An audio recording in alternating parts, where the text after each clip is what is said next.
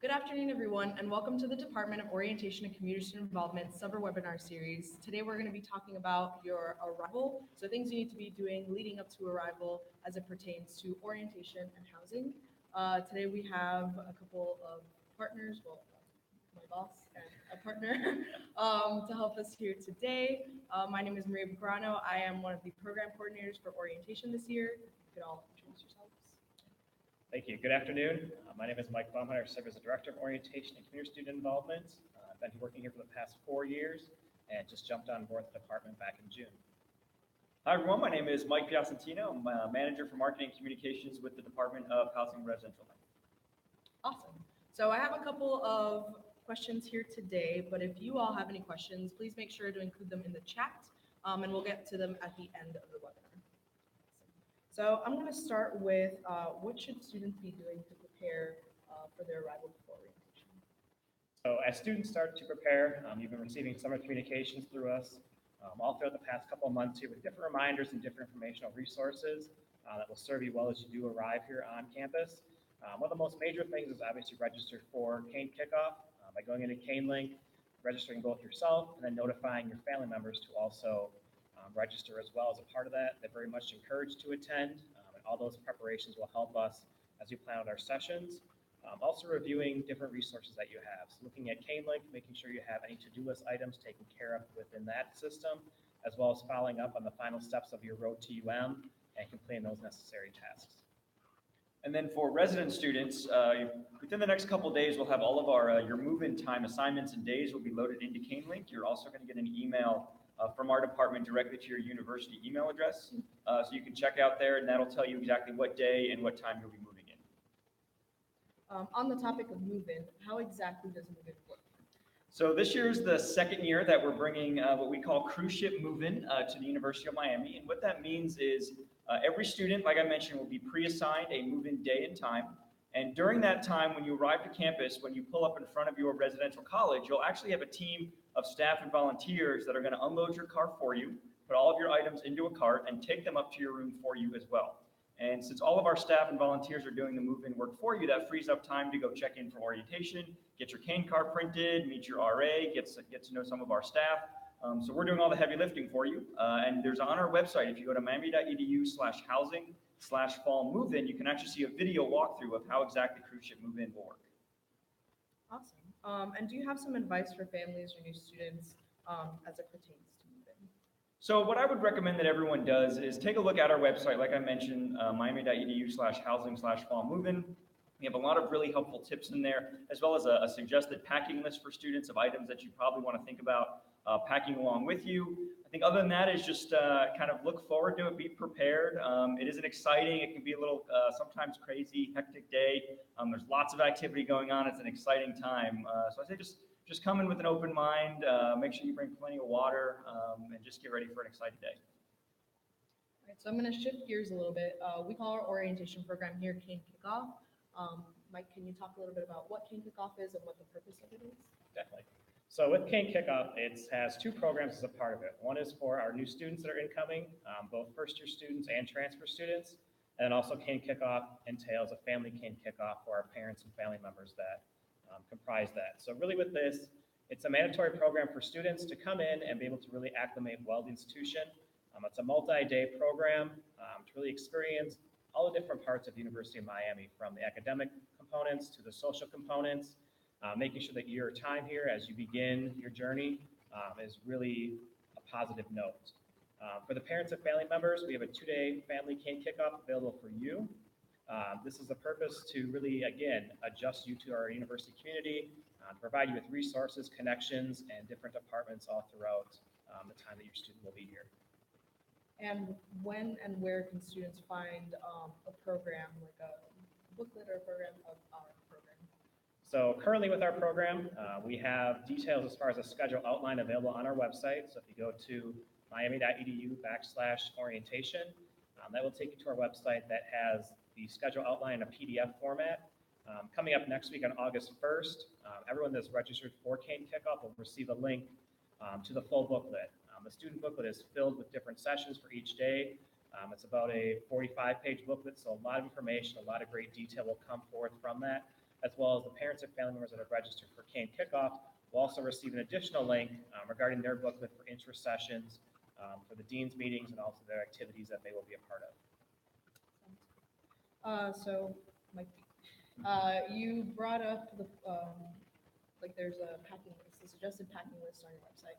Can you talk a little bit about things that students cannot bring? Sure. So again, on our website, emory.edu/housing/fall move-in, you will see our list of what to bring and what not to bring to college. But specifically looking at things that we'd like for you to keep at home is alcohol, of course, especially if you're under the age of 21, any sort of weapon or anything that can be considered a weapon. And then as well as candles, incense, anything with an open flame, even if you don't burn the candles, we don't allow them within our residential colleges at all.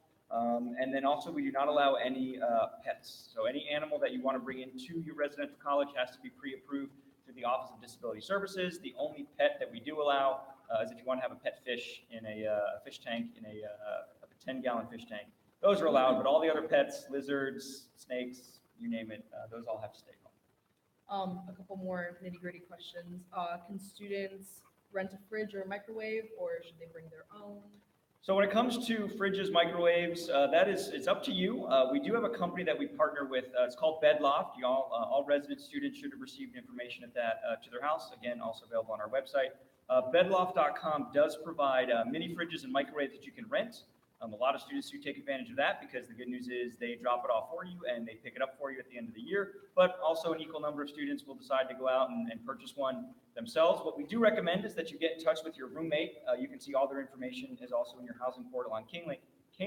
So get in touch with your roommate, talk about who's going to bring the TV, who's going to bring the fridge, the microwave, the Xbox, whatever it might be. So you don't arrive with 2 TVs when you show up. So you have to reach out to your roommate, kind of coordinate some of those, who's going to bring what. Sounds good. So you mentioned there's a couple of mandatory events that go along with orientation.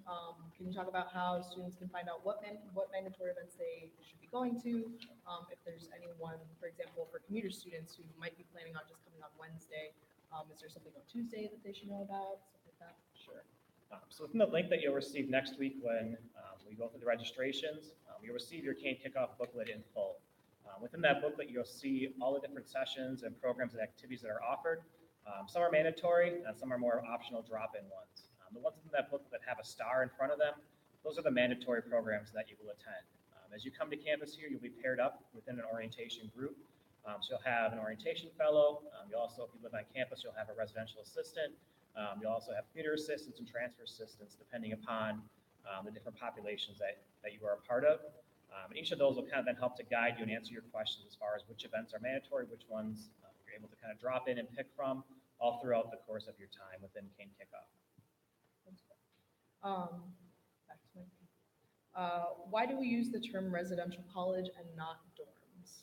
Sure. So the term residential college came up a long time ago, actually from the University of Oxford over in England. And essentially why we call them residential colleges and not just dorms is because dorms are a place where you sleep, and that's really about it. And here at the University of Miami, we create a full residential experience within our residential colleges, which, as Mike mentioned, does include your resident assistant, which is a professionally trained student staff member who's there as your resource 24 hours a day, 7 days a week on your floor living with you. But we also have professional student affairs administrators that live within the building as well, and those are the folks charged with running the building, keeping everyone safe, and making sure that the building's running smoothly. And we also have faculty members who live in the residential colleges with their family, and they're an integral part of all of our residential life programming. So they'll host dinners in their apartments, they'll host lectures, they'll host off-campus trips. So we really make sure that we're adding a holistic, academic, experiential component to your residential college experience, which is way more than what you would get in a traditional dorm back in the old days. And can you talk a little bit about how the residential colleges are laid out? Sure. So for anyone that may have visited campus and you got to see the inside of one of our towers, Hecht and Stanford residential colleges, you may have learned that the floors are separated by gender. So we'll have a male floor, female floor, male floor, female floor, with the community bathrooms in the center, which is why we keep those floors separated by gender. If you are a resident that lives in Eaton Residential College this year, you are living in what's known as suite-style housing.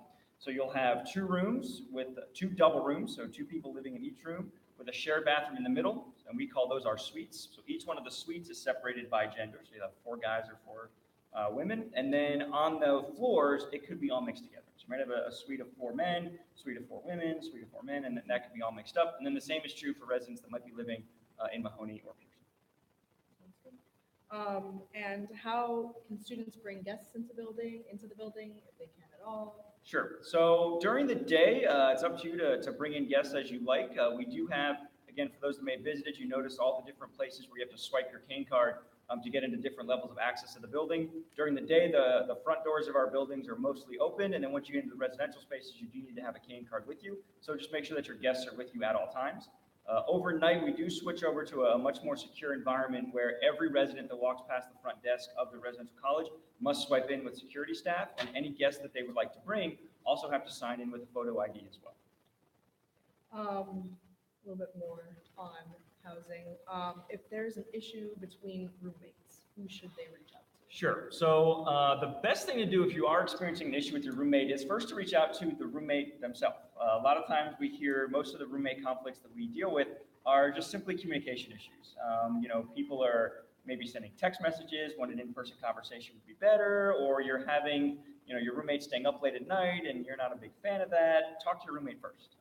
That's the first step, and that can usually overcome a lot of roommate issues. If you try talking to your roommate and it's still not going anywhere, the next thing to do would be to reach out to your RA. They're the ones charged with creating a community on your floor. They know every single resident that lives on their floor, and they can also help mediate a lot of roommate conflicts very quickly and in a way that leaves everyone happy. If, again, for whatever reason, the RA can't handle it, then the RA will refer it up to our professional staff member, and they can get involved if necessary. And if a student is having an issue with their room specifically, who can they contact? Sure. So right before everyone's moving in, if you saw the video that we did earlier this summer about all of our facilities crews and custodial crews that are getting all the rooms ready, that process is still actively going on. Also, before everyone moves in, we do a visual inspection. RAs go through and look at every single room. But inevitably, some things will happen. There's a lot of spaces, so every now and then some issues will pop up. And the best thing to do is you can just reach out to our facility staff, which is miami.edu/SRO, and submit a work order. And our facilities crews, especially during the first week of opening, they're on call day and night, so they can always come in and address any emergencies. And if it's some other smaller issue, they'll get to it as they need to. And that goes the same thing too for students that are living in Hecht and Stanford and Eaton. You are able to have furniture removed from your room. So if you want to bring your own mattress, you have a special desk chair you want to use, don't remove any of the furniture yourself. So again, put in that work order through facilities. They'll come pick it up. So this way, at the end of the school year, when we do a sweep of all the rooms, if you're missing any furniture, we will add that to your bill. So just make sure that you put through the work order to facilities, and they'll come over and remove any furniture. Do students need to bring any food during orientation since it's a long 5 days? Yeah, so during the Cane Kickoff orientation program, there are many meals and snacks that are provided throughout the course of the days and evenings. There's different events that provide. There's a barbecue that's going to be held on Wednesday night. There's some lunch provided on Thursday during sessions.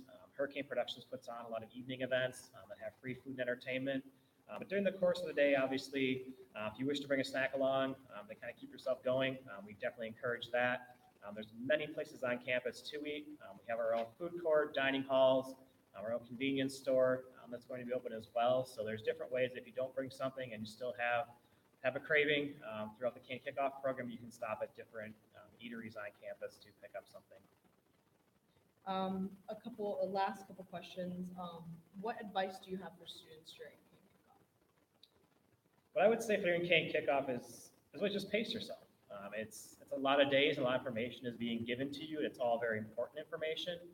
It's going to serve you well, and you may think that I don't need this information at this very second, this very day, but I can guarantee you as you head into the semester and your time here, that's going to surface again, and you're going to be glad that you have that information at your fingertips. You know who to contact, you know where the resource is. So kind of pace yourself as you digest that information. A couple of things that I've seen along the way is just not be afraid to speak up and not be afraid to try out new things. The groups are going to be about 30 to 40 different people within the groups, making sure that you can talk with each other, get to know each other. Some people make their best friends as a part of Cane Kickoff and within their orientation group. So you never know what happen in that regard. And then just the ability to try new things. You're at the University of Miami. You're going to be exposed to many new opportunities. It's a great environment. We're very welcoming, inviting. There's very exciting things going on. So taking part in those new opportunities are going to be a good time for you here. Last question before we take one from the audience. How can students make the most of their residential experience? So I think a lot of it is very similar to what Micah just mentioned about orientation. Being open to new ideas, trying new things, reaching out to folks that maybe you wouldn't have normally reached out to. And something else that I want to highlight through orientation, Cane Kickoff, and your residential experience as a whole is don't think that there's one sort of preset way that you're supposed to do this. Everyone's experience is different. Everyone has different interests. Everyone's